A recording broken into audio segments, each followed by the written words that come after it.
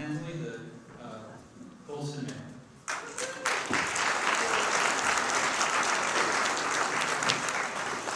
How many of you came last year and saw me speak? Oh, that's a lot of you. So, again, for the newspaper guy, I'm doing my picture again because it's cool and I don't get to do things like this a lot. So, everybody can just wave so I can take one of these cool photos. Thank you. If you want to play pickleball and you live in Solid City, we got pickleball courts. So, as he said, I am the mayor of Goldston. I'm going to set my stopwatch here so I don't get the yellow flags and stuff. Some things have changed in town, to say the least. So we're going to go over kind of our fiber, some traffic, some growth, and town and park updates.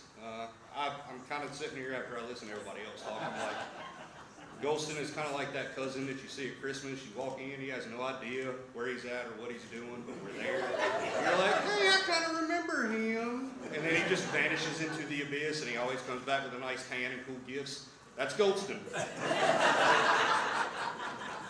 So several years ago, I kind of set out to get fiber for Goldston because on my end of town, we get 40 megabytes.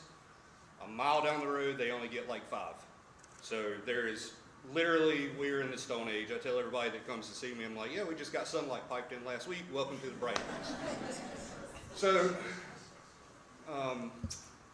Brightspeed kind of upset me a little bit when they bought CenturyLink, and I'm a man of principle. So I set out to find somebody to replace our internet in town with better internet in town, because a lot of people after COVID, they all work from home now, and you can't do that with an upload speed of -7 and a download speed of like yesterday. So I contacted Randolph with Stephanie. We kind of set out a plan, and I was like, look, let's just see if the town can kind of cover this. She sent me a bill that it would take us probably, I don't know, if it's 2024 now, we would probably pay that off in about 50-50, maybe, give or take, with our budget. So it just was not possible. There was no light in the dark at all for us to get any type of internet. So I reached out to the county, reached out to Dan and Carolyn Miller, kind of expressed our concerns. You know, we have been out of the loop forever. For the past 30 years, Goldston has just kind of been out of sight, out of mind.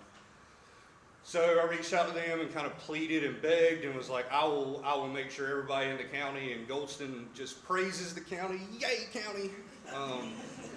And we were able to work out a deal with Randolph, and they are, I would say, 90% done, give or take, for getting fiber. Everybody in town is absolutely thrilled. They cannot wait. We're going to run fiber through downtown so everybody can come and eat at the 2 restaurants that are there, kind of play on their Facebook and their YouTubes and whatnot.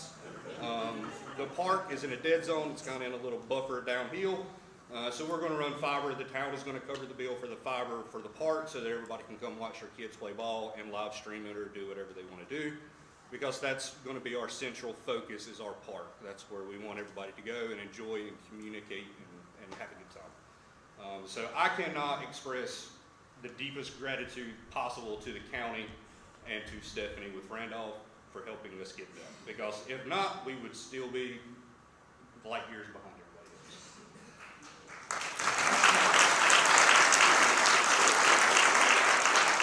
So I joke and say that, you know, after listening to which Pittsburgh's going to have great updates too, Solid City's got great updates. Like, everybody has all these great updates, and we're just like, hey.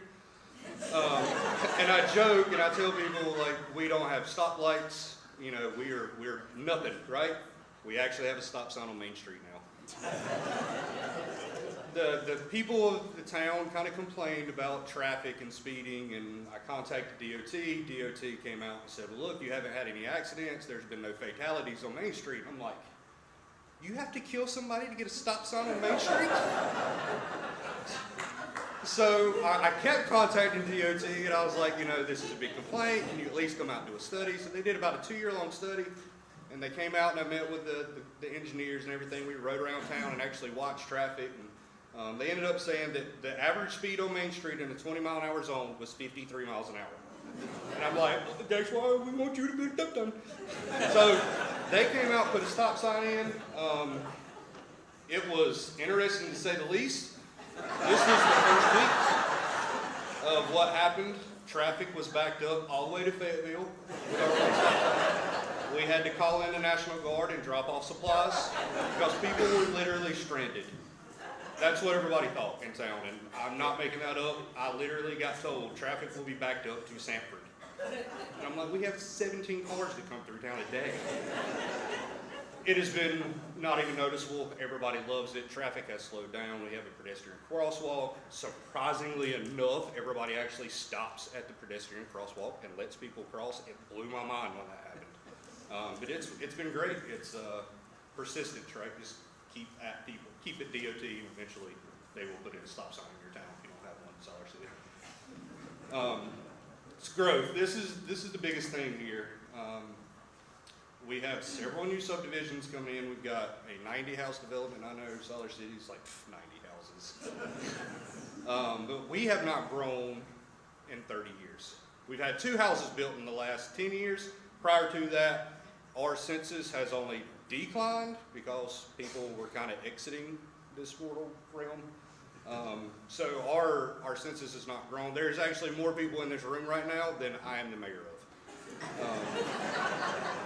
So I kind of feel bad when I come up and I'm talking to people and I have to follow like Siler City and Pittsburgh and the county, and I'm just like, again, highlight, stop sign. We are in the process of reviewing an application for a 1,000-house subdivision, which is going to be triple what we currently have right now. So we are making progress. We know it's coming.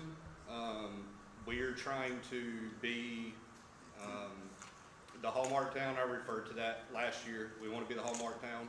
So I want all the people that wants to get away, no offense, Siler City and Pittsburgh, to get away from the busyness, to get that quiet life and still have the benefits of fiber internet, bakeries, coffee shops, nice parks. I want them to come to us so that they can say, I live in Goldston, but I drive 18 minutes to Siler City, 18 minutes to Pittsburgh, 18 minutes to Sanford, 48 minutes to Raleigh. Because it's really not, 48 minutes is not that bad. You jump on 421, number 1, and you're there in no time. But we don't want to be Cary, Apex, Holly Springs. We want that downtown home feel where we all know each other. I showed up this morning and my neighbor was there and I was like, hey, my neighbor's here.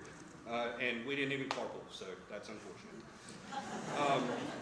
But what I want us to be, that home feel, right? Where you want to raise your kids and you want your kids to go to the park and you want them to walk down Main Street and not have to worry about whatever big city people worry about. We don't worry about that. I don't even lock my doors, to be honest with you. So that's what we're wanting to do. We want you all, whoever moves here, to feel like a part of the community. And that's what I am aiming for. Improvements. We have pickleball courts. I think the last time I spoke, we were talking about doing improvements to our park. So we redid the tennis courts. We have 3 pickleball courts on that. We redid the basketball courts, and that cost us about $87,000 to do that. Our budget is slim to none. There's probably more money in this room than our entire town has in our budget. So we have partnered with Triangle J, Central Pine, well, it's formerly Triangle J, it's now Central Pines. They are our grant writers, we pay them, and they search for grants. They're constantly calling me bi-weekly saying, these are our grants, what are you looking for? Because our goal right now is for a better park and better park, better downtown. We want it to be a beautiful little place that you drive by and you're like, oh, this is a nice, quaint little homey town, yay! And then you go back to your house. So the only way we're able to make these improvements is grant money. We're in the process now. Our actual park, playground, slide thing hasn't been updated in 32 years. I was in 4th grade when they put it here because I carved my initials in it and put my little girlfriend's name in there too. It is still there to this day. and we got a couple quotes for that. It's about $87,000 to replace that. We don't have that kind of money. So we are currently waiting on grants to be able to make these improvements, because again, we want our park to be the hub of our community. But to do that, you have to have money. We're also planning for future growth, like 1,000 houses. I know it's coming. I don't want to be behind the 8 ball. When you show up to Goldston, you've got your applications. If any of you are builders or engineers, you turn it in, it is streamlined. That is what we're shooting for. Central Pines is also doing that for us as well. We just want a little nice quaint town with a bakery and a coffee shop. So if anybody knows anybody, I need to get up with the restaurant lady because I want to help you out. And that is all I've got, because we are slim to nothing.